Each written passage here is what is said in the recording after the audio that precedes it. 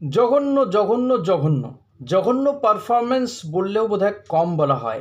এই ম্যাচ খেলার জন্য কাফা নেশনস কাপের এবং আন্ডার-23 এশিয়ান কাপ কোয়ালিফাইং রাউন্ডের ম্যাচের জন্য তারা তাদের প্লেয়ারদের ছাড়েনি। হ্যাঁ, ঠিকই বুঝেছেন, মোহনবাগানের কথা বলছি।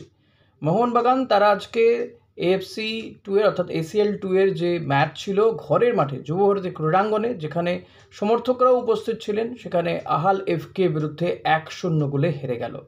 কি জঘন্য খেলা! যেমন কোচের পরিকল্পনা তেমনই খেলার ধরন। এই ম্যাচ খেলবে বলে আর এই পারফরমেন্স করবে বলে মোহনবাগানের এত তোড়জোড়, এত নাকি প্রস্তুতি চলছে। দেশে যেখানে একটা টুর্নামেন্ট খেলছে, যে টুর্নামেন্টে দেশ ব্রোঞ্জ পদক পেয়েছে, টুর্নামেন্টে ভালো খেলেছে, মোহনবাগানের 7 জন প্লেয়ারকে ছাড়াই ভালো খেলেছে। একদিকে হয়তো ভালোই হয়েছিল। যাই হোক, এই টুর্নামেন্টে খেলবার জন্য প্রস্তুতির জন্য তারা দেশীয় প্লেয়ারদেরকে ছাড়েনি, আর তারপর এই ম্যাচের ছেড়ে ফার্স্ট হাফে কোনো দলই গোল করতে পারেনি। কিন্তু ফার্স্ট হাফে মোহনবাগানের যে খেলা দেখেছি আমি, আহামরি কোনো খেলাই ছিল না। আমি বুঝলাম না কেন জেমি ম্যাকলারেনকে ফার্স্ট টিমে রাখা হলো না, কেন কিয়ান নাসেরি। কি টিম করেছিলেন এটা হোসে মলিনা? মানে তিনি কি একটা চমক দিতে চেয়েছিলেন, নাকি ভেবেছিলেন আহালেফকে তারা তাদের দলে বিদেশি নেই, তাই এই টিমটাকে ছেলে খেলা করা যাবে, টিমটাকে হারানো খুবই সহজ হবে? তাই কি অর্থাৎ অহংকারই কোথাও কি পতন ডেকে নিয়ে এলো? কারণ এই গ্রুপে আহাল এফকেই তুলনামূলকভাবে দুর্বল ছিল। মোহনবাগানের এর পরের ম্যাচ বোধহয় 30 তারিখে রয়েছে ইরানের একটি দলের বিরুদ্ধে, যে ইরানে গতবার খেলতে যায়নি বলে মোহনবাগানের উপরে খাড়া নেমে এসেছিল।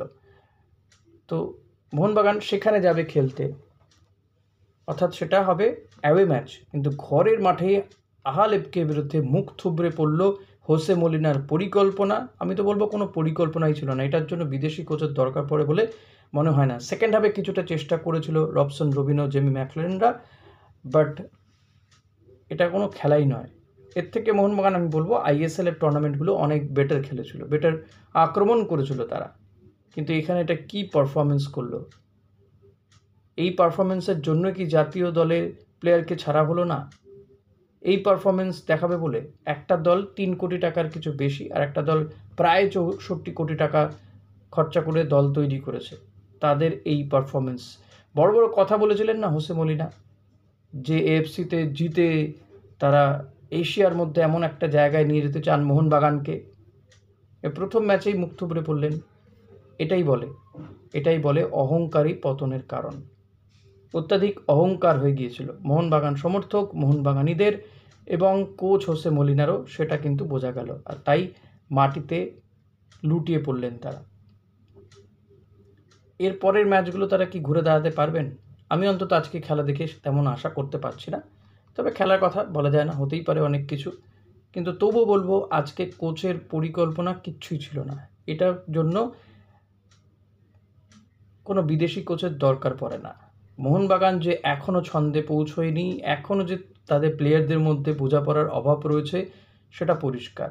সুপার কাপে বিদায় নেওয়ার পরে তারা বলেছিল যে সবে সবে প্লেয়াররা এসছে, বিদেশিরাও আস্তে আস্তে আসছে, তো এখনও কম্বিনেশন হয়নি, ফিটনেস লেভেল ঠিক নেই প্লেয়ারদেরকে। কিন্তু এখন কি অজুহাত দেবেন? এতগুলো দিন ধরে প্র্যাকটিস করেছেন, দেশে খেলার জন্য প্লেয়ারদেরকে ছাড়েননি, তারপরেও কিনা এই অবস্থা। যেখানে দেশ এশিয়ান কোয়ালিফিকেশন রাউন্ড খেলছিল আন্ডার-23, সেখানে পর্যন্ত প্লেয়ারদেরকে ছাড়া হয়নি। কাফা নেশনস কাপে খেলেছে, মানলাম সেটা আমন্ত্রণমূলক টুর্নামেন্ট ছিল, কিন্তু এশিয়ান কোয়ালিফিকেশন রাউন্ড আন্ডার-23 সেখানে প্লেয়ারদেরকে ছাড়েননি।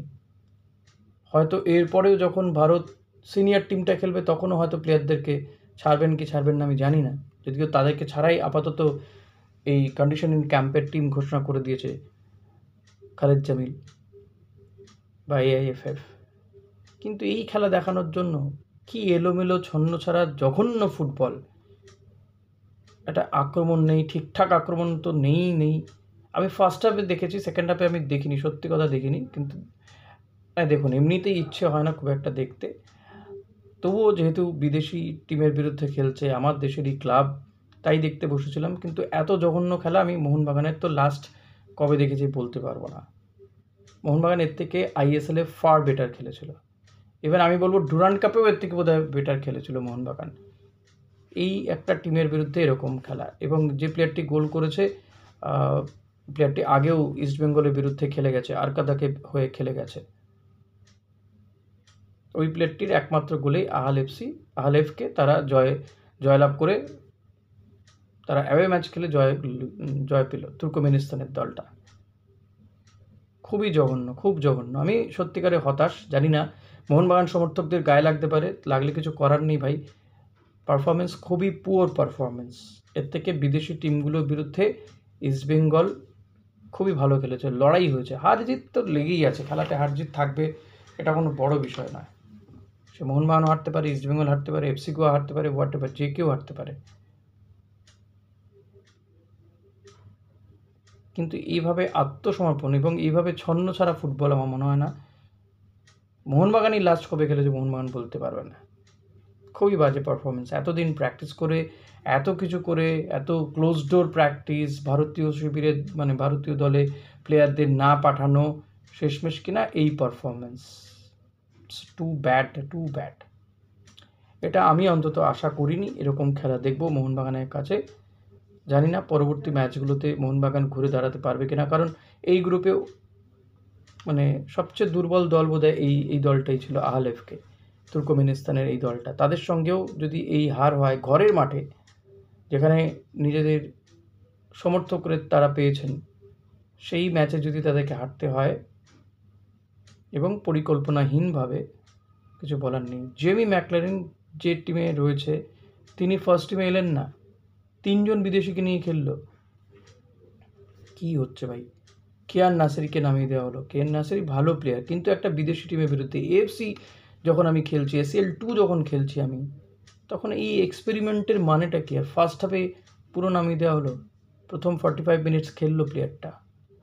ভাবুন, অতি দুঃসাহস আর অতি অহংকার বোধহয় আমার তো তাই মনে হয় যে অতি দুঃসাহস আর অতি অহংকার, এই অহংকার করলে যা হওয়ার সেটাই হলো পতন, হার হলো। আপনাদের কি মনে হচ্ছে অতি অবশ্যই কমেন্ট করতে ভুলবেন না। অহংকারী কি পতনের কারণ হলো মোহনবাগানের? অতি অবশ্যই জানাবেন প্লিজ। Thank you. ভিডিওটা ভালো লাগলে লাইক, কমেন্ট, শেয়ার করতে ভুলবেন না। চ্যানেলে নতুন হলে সাবস্ক্রাইব করে নেবেন। Thank you.